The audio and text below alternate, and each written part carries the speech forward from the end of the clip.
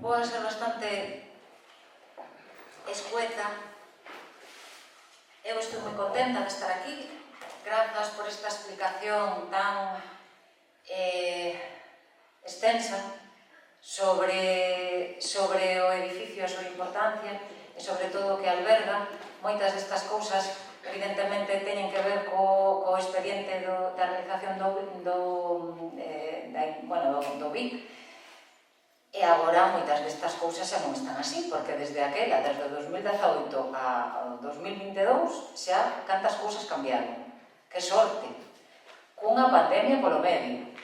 Bueno, entón, eu volvo a recordar que estamos aquí celebrando a Festa do Patrimonio, o Día do Patrimonio, grazas a que o Consello da Cultura Galega decidiu escoller este proxecto de educación patrimonial na que sodes todas e todos protagonistas, moitos dos que estades aí sentados, que eu estaba mirando para atrás e dicía a ver se chegaron, non chegaron, e agora vexo xa máis cariñas por aí, que xa levan un rato agardando, entón non quero estenderme moito, pero sí teño que decir que hoxe estamos celebrando a Festa do Patrimonio. Isto é unha festa.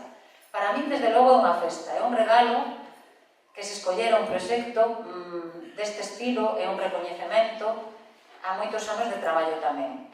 Entón, é algo que decidiu o Consello da Cultura de Galicia despois de traballar moito tempo para facer, entre moitas sesións, reunións, xuntanzas de diferentes expertos, voume poñer isto un pouco máis así, porque tal, para acabar de conseguir facer este libro tan colorido. Védelo.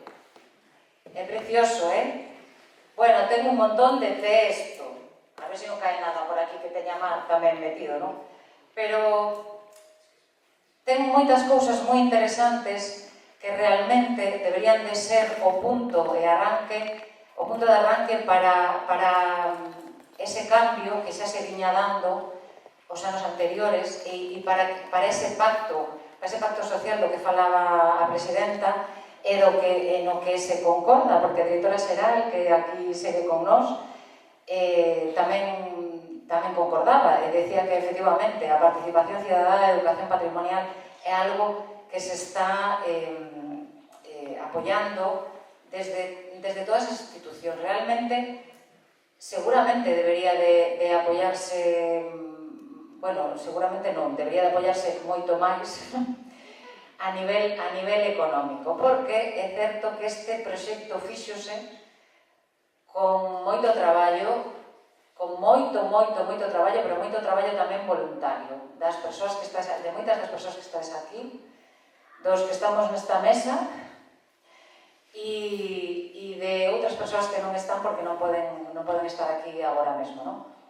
Entón, bueno, isto presento esta publicación, pero podedes vela na página web do Consello da Cultura Galega, vale? Podes descargar. E aí están recollidas todo o traballo que se fixo nas distintas mesas e unha falaba precisamente de educación e da importancia da educación, do patrimonio e da sociedade. Entón, hoxe é un día de ledicia para todos nós e todas nós porque estamos escribindo unha liña máis nesta longa historia xa do colexio do Cardeal. Destos 400 anos estamos escribindo unha liña máis. Isto xa é un feito histórico, non? Entón, por iso tamén temos que estar moi contentas. E teño que dicir tamén como surgiu isto. E isto surgiu porque no 2018 a Dirección Xeral de Patrimonio Cultural encargoume facer o estudio do valor social en torno a este proxecto de incoación de ben de interese cultural do edificio.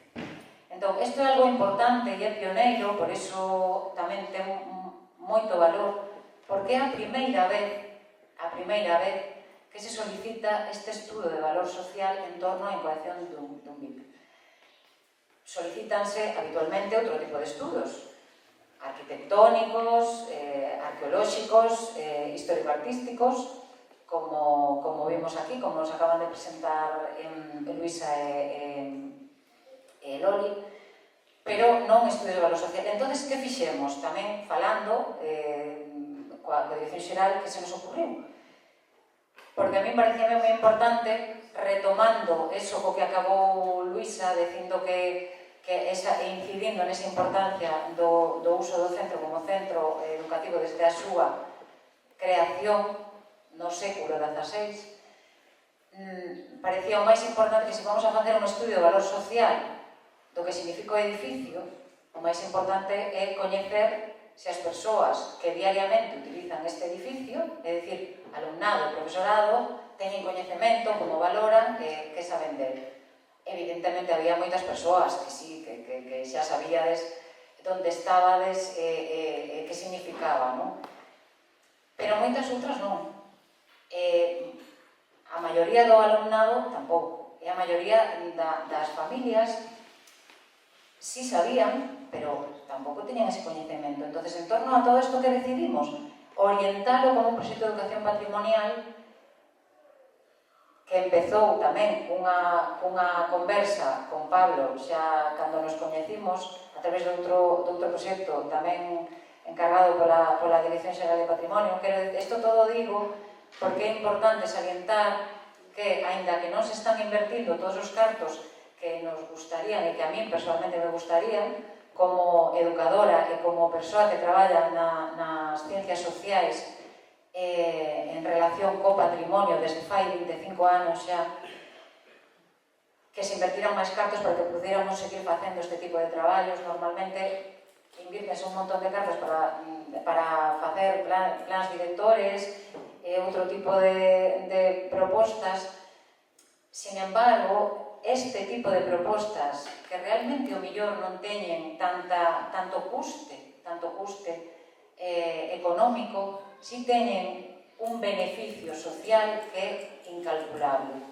Que é incalculable porque isto comeza, pero non sabemos onde vai a parar. É dicir, a educación patrimonial ten moitas funcións, pero unha delas, a principal, é a xeración da conciencia crítica, a xeración de cidadáns formados e informados para poder participar e para tomar decisións tamén no que supón na súa comunidade estes bens patrimoniais. Entón, precisamente nese traballo, con ese objetivo de que participara a comunidade, orientamos este estudo de valor social ao diseño dun proxecto educativo. Obviamente, cando eso surdiu destas conversas, foi proposto ao equipo directivo do Colexio dos Peixes Colapios e foi inmediatamente decir sí. É dicir, vale, temos que... Bueno, que vos parece esta proposta con todo o que supoñía, porque estades aquí moitos dos mestres e das mestras, entón podedes decir o que supuso naquel intre no 2019 e o que está supoñendo nestes días tamén, non? Con cambio de currículum, co principio de curso, etcétera, etcétera. Así que moitísimas grazas, isto é unha festa, é un regalo, é unha festa e un regalo e é un día histórico para o Colexio da Nosa Señora da Antigua, pero un día histórico tamén para a educación patrimonial en Galicia. Entón, moitísimas grazas por facelo posible, moitísimas grazas ao equipo directivo por naquel momento decir sí, adiante, e